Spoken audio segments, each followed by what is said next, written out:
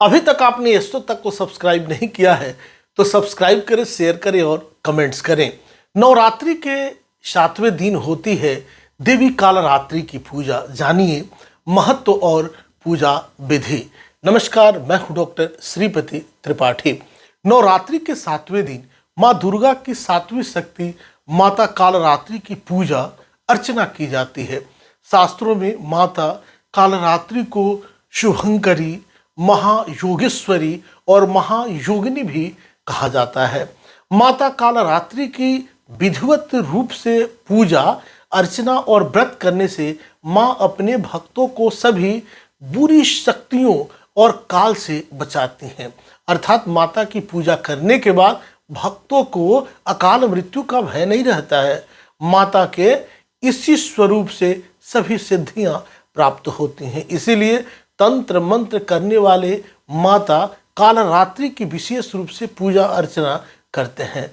ज्योतिष के दृष्टिकोण से माने तो देवी कालरात्रि शनि ग्रह को नियंत्रित करती हैं। अर्थात इनकी पूजा करने से शनि के दुष्प्रभाव दूर होते हैं और इससे निजात मिलता है। माँ कालरात्रि की पूजा का क्या महत्व है, आइए जानते हैं।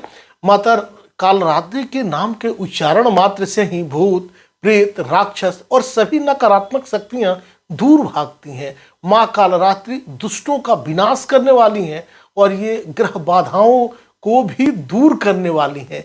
इनके उपासक को अग्नि भय, जल भय, जंतु भय, शत्रु भय, रात्रि भय आदि कभी नहीं होते। अतः हमें निरंतर इनका स्मरण, ध्यान और पूजन करना चाहिए। पुराणों में बताया गया है कि माँ कालरात्रि की पूजा एवं उपवास करने से सभी नकारात्मक शक्तियों का नाश होता है और आरोग्यता की प्राप्ति होती है। माँ कालरात्रि की पूजा विधि जान लीजिए। जानने के लिए अंत तक वीडियो देखिए।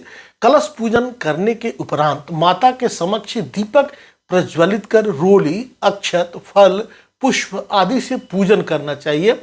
देवी को लाल पुष्प बहुत प्रिय है, इसीलिए पूजन में जो है गुलाब का पुष्प जरूर अर्पित करना चाहिए। अड़हुल का फूल जरूर प्रसन्न चढ़ाना चाहिए, माँ की कृपा प्राप्त होती। इसके बाद कपूर या दीपक से माता की आरती करें और पूरे परिवार के साथ जयकारे लगाएं।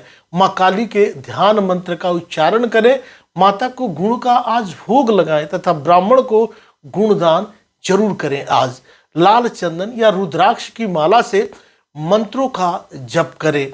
माँ कालरात्रि का मंत्र इस प्रकार है। ओम कालरात्यै नमः, ओम ऐं ह्रीं क्लीं चामुंडायै विचे नमः। जानिए पौराणिक कथा क्या है। असुर शुंभ, निशुंभ और रक्तबीज ने पूरी सृष्टि में हाहाकार मचा कर रखा था। इससे दुखी होकर सभी देवता भोलेनाथ के पास पहुंचे और उनसे रक्षा की प्रार्थना करने लगे।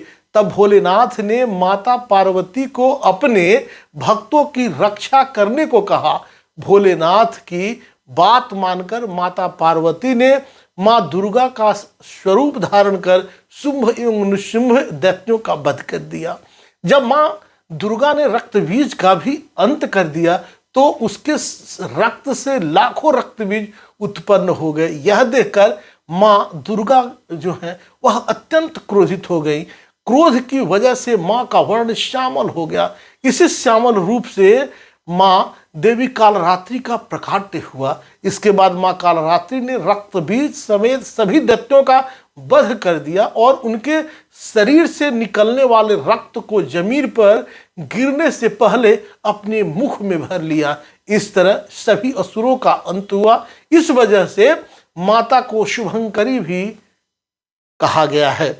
अभी तक आपने इस चैनल को सब्सक्राइब नहीं किया है तो सब्सक्राइब करें, शेयर करें और कमेंट्स करें। नमस्कार। एस्ट्रो तक ऐप पर आपको मिलेगा भविष्य से जुड़े हर सवाल का जवाब। डाउनलोड कीजिए एस्ट्रो तक ऐप और चुटकी में जुड़िए इंडिया के बेस्ट एस्ट्रोलॉजर से।